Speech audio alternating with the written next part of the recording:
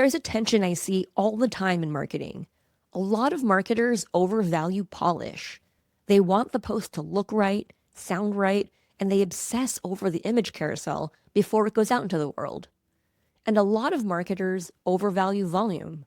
They'll tell you to just ship it, publish more, and stop overthinking it. Of course, the easy answer is why not both? Why not be both polished and prolific? And yes, in theory, that would be ideal. But that's not really where most people get stuck. Most marketers are not struggling with effort, they're struggling with judgment. They don't know what's good enough to publish and what actually needs more work. So that's what I want to talk about today. For the next 11 minutes or so, we are going to live in the tension between fine and good. I'm Amanda Natividad. Welcome to Zero Click Marketing. Polish is not the same thing as value, and volume is not the same thing as value either. Polish can make something look valuable, a beautifully designed carousel, a tightly edited video, a polished presentation.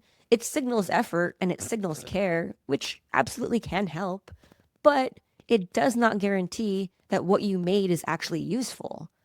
And volume can feel valuable too. If you're showing up constantly, publishing regularly, and keeping the machine moving, it can create a sense of momentum. It can make you feel productive. But you can publish a lot and still say very little. So if polish is not the answer, and volume is not the answer either, then what is? I think the bar is usefulness.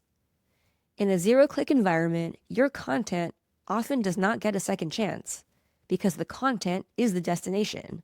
So the question is not, is this polished enough or have I published enough this week? The questions are, is this useful? And is this useful on its own? Would this be worth someone's time?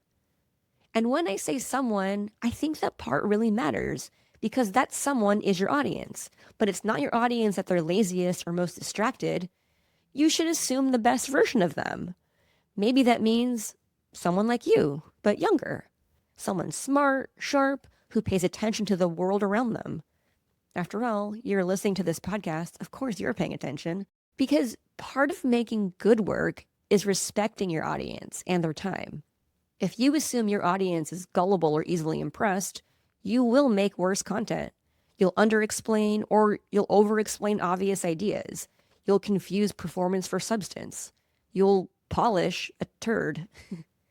But if you assume your audience is thoughtful and capable, you start asking better questions to yourself.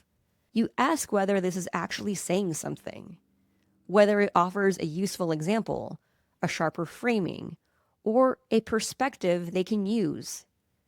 So how do you know what is good enough? Here's a simple test. Strip everything away.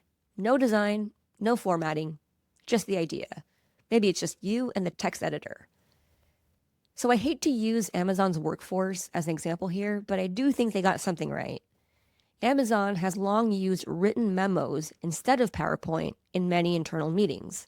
Andy Jassy wrote in Amazon's 2024 shareholder letter that the company stopped using PowerPoint internally in 2004 because slides were easy for the presenter to prepare, but harder for the audience to use to understand the real issues. So they moved to narratives of up to 6 pages. Jeff Bezos also described the practice of silently reading the memo at the start of meetings as a kind of study hall. That's basically the test. If you took away the visuals, the formatting, the transitions, would the underlying idea still hold up? Would this still be worth consuming? Would this still teach a smart person something useful? Would this still help them see something more clearly? If the answer to any of these is no, you don't have a polish problem, and you don't have a volume problem, you have an idea problem. And more polish will not fix it. More volume will not fix it either. To me, something is ready to publish when it has at least one real thing to offer. So it might be at least one of these 3 things. 1, it helps them see something more clearly. It's a non-obvious insight. Maybe it's something that typically takes someone months or years to realize. 2, it helps them better understand something. Maybe you're offering a clear, concrete example like in a case study, or you're defining a helpful distinction between multiple ideas. 3, it helps them do something better or faster. So maybe it's a step-by-step or it's a framework for how to do something. It does not need to be perfect. It needs to be clear. It doesn't need to be long, but it needs to be long enough to offer context and insight. It does not need to be beautifully produced. And hey, if this is a text-based social platform, all you need is the typed text. But it does need to give the audience something that they didn't have before. That, to me, is the difference between content that fills the space and content that earns attention. Here's where I'll use myself as an example. And it's not because I want to be self-referential, but I have receipts. So if you look at my LinkedIn, you'll see how my content does this. Scrolling through my most recent posts at the time of this recording, I posted some original research from SparkToro about what actually influences people and how it's not Google search that does it. So that helped my audience see the problem with attribution more clearly. Another one of my posts dove into a SparkToro feature that helps you see how an audience's ChatGPT versus Google search usage reveals their intent in AI tools versus search tools. So that insight helped people better understand our SparkToro tool. It also just helps them do better marketing. Now, I'll be the first to say my content isn't perfect. Most of my posts are also text only. And yeah, I have a Canva account, but I rarely make social media graphics with it. And not all of my posts go viral. In fact, few of them do. But what these posts do is create a body of work founded on how to do marketing that isn't over-reliant on just performance marketing or just SEO-driven marketing or just brand marketing. I mean, that's my whole thing. Zero-click marketing, friends. Anyway, I think where a lot of marketers go wrong is that they don't spend enough time thinking about how their campaign is actually useful or how their content is actually useful. Maybe they start with polish because they want the prettiest landing page, or they start with volume because they're eager to fill a content calendar. They optimize for consistency, output, and shipping fast.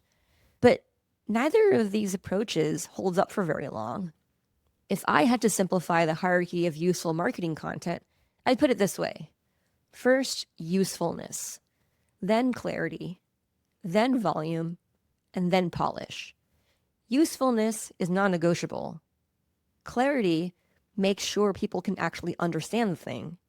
Volume matters because you do need enough reps to build a body of work, and you do need to get your messaging out there frequently. And polish can absolutely help. But polish is a multiplier. It's not a substitute.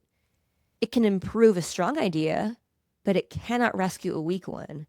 Not even the juiciest hook can save a weak idea. Or if it did, I would wager that you'd be appealing to the wrong audience anyway. And this is especially true now. In our previous click-driven world, you could sometimes get away with making the packaging do a lot of the work. You could create something that looked compelling enough to earn the click, and you'd actually get the click because you weren't getting algorithmically suppressed and the platforms back then weren't hoarding traffic. And back then, you'd have been able to track it and repeat the campaign again. But in a zero-click world, the value has to be there sooner. If it isn't, you lose the moment. No attention, no amplification. So if you're trying to decide whether something needs more refinement or whether it's ready to go, I wouldn't start by asking whether it's polished enough. And I wouldn't start by asking whether you've posted enough lately. I would ask, is this actually worth a few minutes from a smart person I respect? If yes, publish it. If no, keep working. That is not perfectionism. That is discernment. I know. You're probably thinking, okay, but how do I know whether something is working? Next week, I want to talk about a related problem. The way marketing trains us to overvalue what is easiest to count. Because sometimes the thing that looks best in the report is not the thing doing the most work.